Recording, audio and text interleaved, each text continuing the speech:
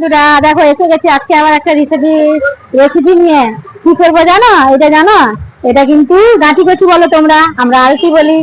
এটা একটা দম করবো, কিন্তু দমের মতন গোল গোল কাটিনি, চড়া চড়া কেটেছি। আর নিরামিষ একটু আদা, জিরে, একটু ধনে, আমি কিন্তু গোটা বেটে নিয়েছি। দেখো একটু বেটে টমেটো দিয়েছি, কাঁচা লঙ্কা দিয়েছি, এবার তেল বসিয়ে দিয়েছি, একটু তেজপাতা ফোড়ন দিলাম। দেখো আমি কিন্তু আর কিছু দেবো না। এবার এই কচুটাকে না আমি ছেড়ে দিলাম। এটা নিরামিষই বানাচ্ছি, বুঝেছো? দেখে নাও, বড়া ফড়া দিলে হতো, এতে বড়া দিয়ে হয় ঝোল। আমি বড়া করিনি, শুধু গাঁটি কচুর তরকারি করছি। ওই জন্য ভাবলাম দেখাই, এটা একটা শেয়ার করি, বন্ধুদেরকে দেখাই কি রান্না করছি। এ দেখো আমি কিন্তু এতে কোনো মশলা ব্যবহার বেশি করবো না, ফোড়নও দিলাম না। কেন, সব জিনিসে সব ফোড়নটা অনেকে খেতে চায় না না। আর আমার ছেলে তো এই ফোড়ন মোড়ন খেতে চায় না, তো থাকলে ফোড়ন খাবে না, তো বেছে বেছে ছেলে বলে কি দিয়েছিস পোকা, এরকম বলবে। এই দেখুন আমি কিন্তু ওই জন্যই এটা গোটা সব বেটেছি, ধনে, জিরে, কাঁচা লঙ্কা, আদা সব পেস্ট করে নিয়েছি। এটা আমি কিন্তু দিয়ে দিলাম। আর কিন্তু কিছু দেবো না, একটুখানি হলুদ। দেখেন, আর কোনো কিন্তু আমি মশলা দেবো না, এই মশলাই লাস্ট। এটা কিন্তু বানাবো হালকা লাইট। আর লবণটা তো দিতেই হবে, ওটা তো জিনিস টেস্ট, নাহলে তো লবণ না দিলে তো খাওয়া যাবে না। যত দারুণ জিনিস সব বেকার হয়ে যায় লবণের জন্য।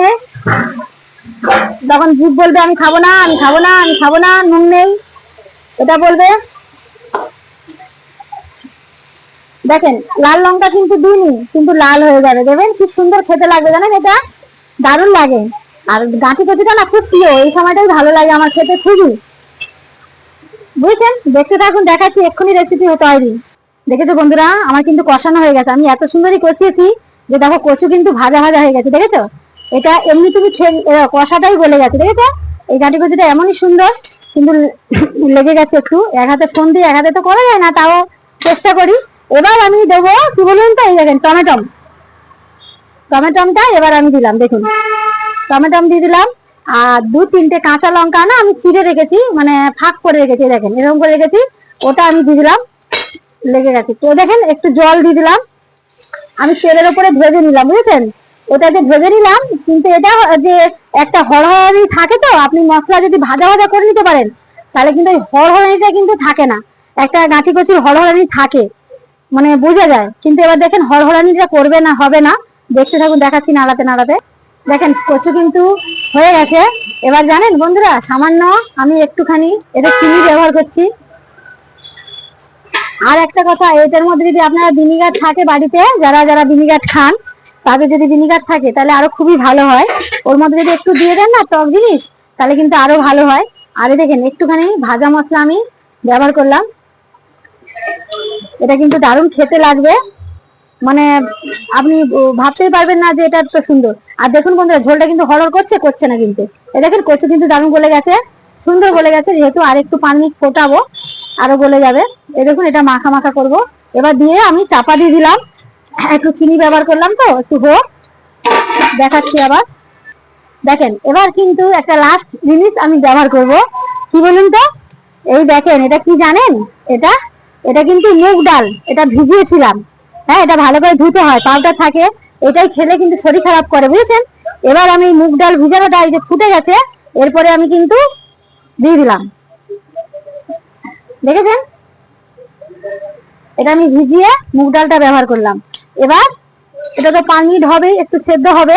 মুগ ডাল কিন্তু বন্ধুরা গোটা গোটা থাকবে, আর খেতে কিন্তু অপূর্ব লাগবে, জানেন?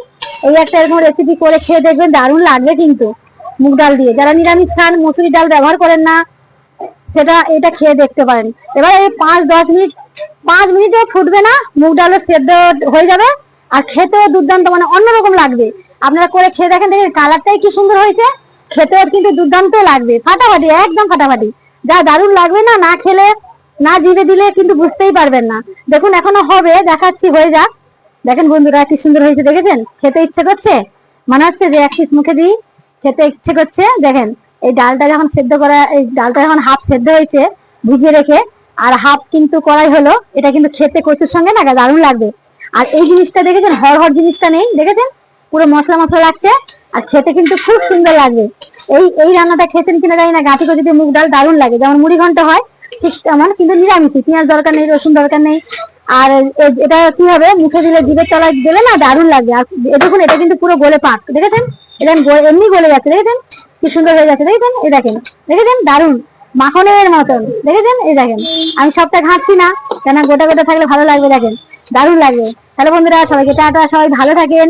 আর রান্না যদি ভালো হয় একটু পাশে থাকেন, সুন্দর সুন্দর কমেন্ট লেখেন, যেটা আমার একটু ভালো লাগে, উৎসাহ লাগে যে আমি আরো রান্না করি, আরো রান্না করি আমার দিদার হাতে, মায়ের হাতে। এই বলে শেষ করে দিলাম, সবাইকে টাটা, সবাই সুস্থ থাকেন আর সঙ্গে থাকেন।